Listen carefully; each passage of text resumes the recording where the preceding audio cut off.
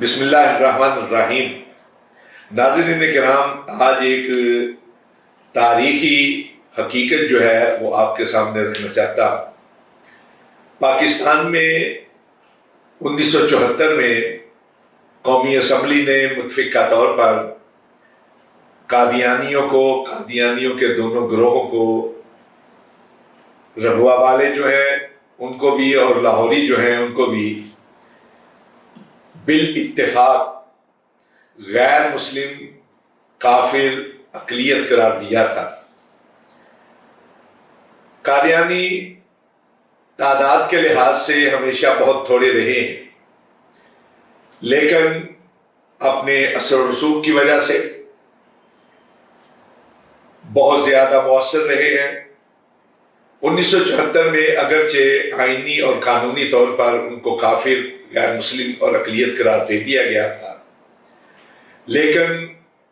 ان کے اثر و رسوخ کی وجہ سے اور بیرونی طاقتوں کی ان کی آشیرواد کی وجہ سے پاکستان کے اندر اور پاکستان کے باہر کئی لوگ ہیں جو ان کے سہولتکار بھی ہیں اور ان کے لیے ہمدردیاں بھی رکھتے ہیں۔ وہ گاہے انسانی حقوق کے نام پر، حقوق انسانی کے نام پر یہ آواز اٹھاتے رہتے ہیں کہ ان کو پاکستان کے اندر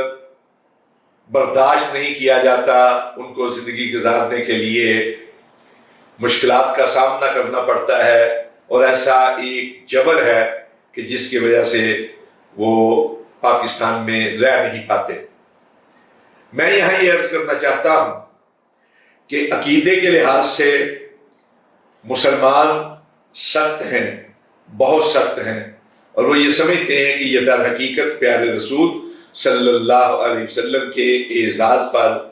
ڈاکہ ڈالنے کے مترادف ہے۔ لیکن آج کی گفتگو میں یہ عرض کرنا چاہتا ہوں کہ ان کو آئینی طور پر جو کافر، غیر مسلم اور اقلیت قرار دیا گیا تھا، اس میں صرف مولویوں کا ہاتھ نہیں ہے۔ یہ جو پراپوگنڈا کیا جاتا ہے کہ مولوی ان کے خلاف ہیں، اگر آپ قومی اسمبلی کی 1974 کی کارروائی کو اٹھا کر دیکھیں تو آپ کو معلوم ہوگا کہ اس اسمبلی کے اندر مولوی حضرات تو انگلیوں پہ گنے جانے کے لائق تھے، بہت تھوڑی تعداد تھی۔ اکثریت اور غالب ترین اکثریت پاکستان پیپلز پارٹی کی تھی، جس کے سربراہ جناب ذوالفقار علی بھٹو تھے اور اپوزیشن لیڈر جناب ولی خان تھے۔ دونوں ہی وہ ہیں جن کو کسی طور بھی مذہبی یا ملائیت کے لقب کے ساتھ ملقب نہیں کیا ہے۔ عرف عام میں ہم کہہ سکتے ہیں کہ وہ سیکولر سیاست کرنے والے لوگ تھے۔ آج بھی ان کے فالورز جو ہیں وہ سیکولر سیاست کرتے ہیں۔ ان لوگوں کی اکثریت تھی۔ علماء کرام بہت تھوڑی تعداد میں تھے۔ مذہبی جماعتوں سے تعلق رکھنے والوں کی تعداد بہت ہی کم تھی۔ یہ واقعہ جو ہوا در حقیقت 22 مئی 1974 کو نشتر کالج ملتان کے لوگ جو طلباء تھے، ان کا ایک گروپ جو ہے وہ ٹرین کے ذریعے سے، ریلوے کے ذریعے سے سیاحت کے لیے گیا، شمالی علاقہ جات کے لیے۔ تو جو ان کی گاڑی تھی اس کا روٹ جو تھا لیل پور، جسے آج فیصل آباد کہا جاتا ہے، وہاں سے سرگودا کی طرف، سرگودا سے آگے راولپنڈی کی طرف تھا۔ درمیان میں ایک چھوٹا سا قصبہ ہے ربوہ، حیثیت کے لحاظ سے بہت چھوٹا ہے، لیکن قادیانیوں کا مرکز تھا، اور آج بھی اس کو مرکز کی حیثیت دی جاتی ہے۔ اصلاً تو وہ اپنے آپ کو قادیانی کہتے ہیں، اور قادیاں کا قصبہ جو ہے وہ انڈیا کے پنجاب کے اندر گرداسپور کے اندر موجود ہے، لیکن پاکستان کے اندر انہوں نے ربوہ کو اپنا مرکز بنایا۔ ہوتا یہ تھا کہ اکثر گاڑیاں جب یہاں سے گزرتی تو ضرورت تھی یا نہیں تھی، لیکن وہاں قادیانیوں نے اپنے اثر و رسوخ کی وجہ سے ایک ایسا اسٹیشن میں ہر گاڑی وہاں رک کے جاتی تھی، اور جیسے ہی کوئی گاڑی رکتی تو قادیانیوں کے جو رضاکار تھے وہ ہر گاڑی کے ہر مسافر کو اپنا لٹریچر تقسیم کرنا شروع کر دیتے تھے، اور وہ لٹریچر جو ہے اس کے اندر ختم نبوت کے بھی خلاف ہوتا تھا، مرزا قادیانی کی شخصیت کے حق میں بھی ہوتا تھا، اور وہ ایسی باتیں کرتے تھے جس کی وجہ سے عام مسلمان جو ہیں ان کے اندر بھی جذبات پیدا ہو جاتے تھے، جذباتی کیفیت پیدا ہو جاتی تھی۔ انہوں نے اس گاڑی میں بھی ان طلباء کے سامنے بھی لٹریچر تقسیم کرنا شروع کر دیا اور ان کو دینا شروع کر دیا۔ بعض طلباء نے لٹریچر لینے سے انکار کیا، بعض نے چند ایک سوالات کیے تو ان کے ساتھ تلخی اور ترشی کے ساتھ پیش آئے، تو نتیجہ یہ نکلا کہ طلباء نے مل کر وہاں ختم نبوت زندہ باد کے نعرے لگانے شروع کر دیے، اور ایسی فضا بن گئی کہ جو تلخی پر مشتمل تھی۔ لیکن بہرحال جتنی دیر رکنا تھا گاڑی نے رکی اور چلی گئی۔ یہ طلباء سیاحت کے بعد، سیر و تفریح کے بعد 29 تاریخ کو 29 مئی 1974 کو واپس آئے، تو ربوے میں آنے سے پہلے جو اسٹیشن تھا لالیاں کا، وہاں جو ریلوے اسٹیشن ماسٹر تھا وہ بھی قادیانی تھا، اس نے اطلاع کر دی ربوہ میں، تو ربوہ میں رضاکاروں کی ایک بہت بڑی تعداد جو لاٹھیوں سے، ڈنڈوں سے اور دوسری چیزوں کے ساتھ مسلح تھی وہ جمع ہو گئی کہ ان سٹوڈنٹس کو جنہوں نے 22 مئی کو یہاں پہ نعرے بازی کی تھی ان کو ذرا سبق سکھایا جائے۔ چنانچہ گاڑی آ کر رکی، اس گاڑی کو نہ صرف یہ کہ وقت بلکہ وقت سے کہیں زیادہ لیٹ کر کے روکا گیا، اس بوگی کو گھیر لیا گیا جس بوگی کے اندر نشتر میڈیکل کالج ملتان کے اسٹوڈنٹ تھے،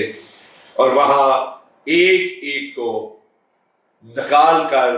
گاڑی کے اندر داخل ہو کر ایک ایک کو اس طرح پیٹا گیا کہ ہر ایک ان میں سے شدید ترین زخمی ہوا۔ جب خوب جی بھر کے ان پر تشدد کر لیا گیا اور اپنے لفظوں کے اندر ان کو سبق سکھا دیا گیا تو پھر گاڑی کو روانہ کرنے کی اجازت مل گئی۔ یہ گاڑی پہنچی ہے لائل پور میں، ان کے آنے سے پہلے لائل پور کے اندر یہ اطلاع پہنچ چکی تھی کہ قادیانیوں نے نشتر میڈیکل کالج کے اسٹوڈنٹ پر شدید ترین تشدد کیا ہے۔ اس کے رد عمل کے طور پر لائل پور یعنی موجودہ فیصل آباد کے شہری جو ہیں وہ جذباتی کیفیت میں آ چکے تھے، جذباتی رد عمل کا مظاہرہ، تقریباً تمام مکاتب فکر کے لوگ جو ہیں وہ اسٹیشن پر جمع ہو گئے۔ وہاں ان طلباء کو اتار کر ہسپتالوں میں داخل کیا گیا، ان کی مرہم پٹی کی گئی۔ اس واقعے کی وجہ سے